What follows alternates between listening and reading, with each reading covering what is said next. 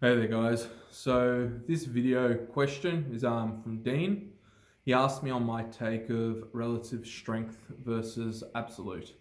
Um, I sit more towards the center, but having said that, I would favor more absolute strength over relative strength. That being said, relative I still find impressive, but when it comes to powerlifting, sort of, if you're not totaling that 800 kilo mark, I don't care too much about the relative or the lightweight guys pulling insane numbers. I'm still after strength. Like strength at the end of the day for me is what I find impressive. If there's someone, say for instance, in the 100 kilo class and they're totaling, 800 kilos, I'd find that, say, more impressive than a super heavyweight totaling 900. So in that sort of scheme of things, yeah, there is relative strength. But for me, I find you need to have a strength base. Powerlifting is a strength sport. I wouldn't want to be stuck in the lightweight classes. I would bulk up to a certain extent. For me, I've chosen the 110 kilo class or 115 for the Warriors, the custom class.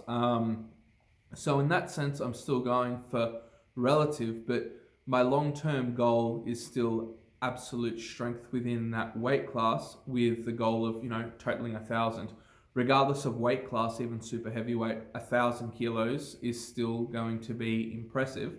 But yeah, I still enjoy having weight classes in a sport. I don't necessarily see them as a participation thing.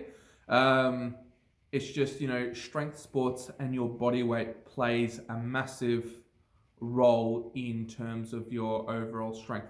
For other sports, say rugby or soccer or other things, there's other skills which are more directly relatable to the sport themselves, which are going to have a bigger impact than strength.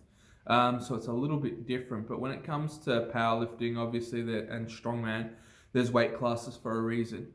In terms of absolute, you could also have a look at bodybuilding. You got the huge mass monsters versus you look back at the physiques of the 70s and 80s. Not as big by standards of absolute, but the quality was so much better. So for me, with powerlifting, I still want to look like an athlete. I like the weight classes in a way of being competitive because I don't have to unnecessarily bulk and take years off my life, sitting at a weight that would be unhealthy given my height. Not exactly tall, I'm not exactly short, I'm just, average height. I'm pretty much 5'10", 176 centimeters. So I think technically it's 5'9" and a lot. So for me, sitting at 110 kilos, I don't really want to push it much above that. I don't really want to go into the 125 kilo class long term. I might do one or two comps at that. But really, 110, for me, I can build a physique that's still quality, very strong.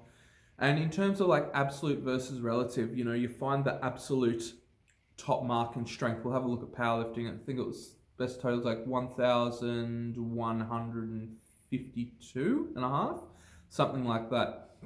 For me, my goal was always to hit, the 1,000 kilo total. But, you look at the best that people have done. If you come down, you aim for 80% of that. For me, that's still, absolute strength. And that's sort of where, relative, if it's a lightweight dude hitting those numbers at 80%, 80% of the, all-time best, but they're, far leaner, far lighter, look like an athlete.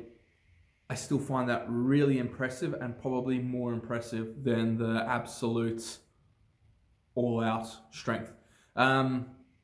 It's also something that's relatable. So for me, I'm not just concerned about powerlifting. Like, I have other things in life that I enjoy doing, so not everything is going to be bound by absolute this or absolute that. So I do like relativity to an extent, but I'm never really going to take away from true absolute strength because I find it impressive, as I said, and it's something to strive for. But in terms of numbers, 80% of the best that's been done, I'm happy. You know, that's still an A in my books. Like, it's something really worthwhile going for.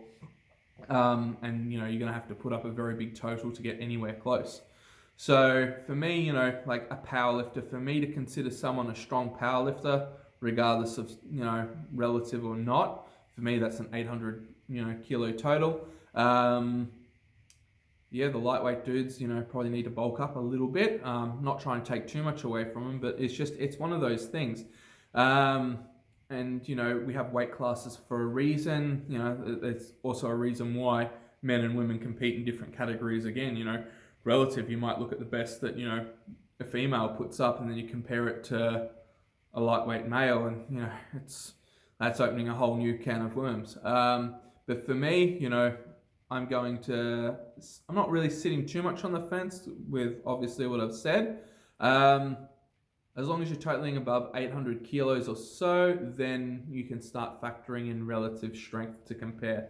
But if you're in the real lightweight classes and you're well below it, yeah, that's not for me. You know, just keep plodding along, just keep going with your numbers. And a lot of people, you know, they may not be training for powerlifting whatsoever. They might have, you know, other athletic goals, or, you know, their sports just require a general level of strength, and they've found powerlifting a great way to bring it up. So at the end of the day, it's not the be all and end all. It's just, you know, different perspectives and, you know, agree to disagree sort of thing.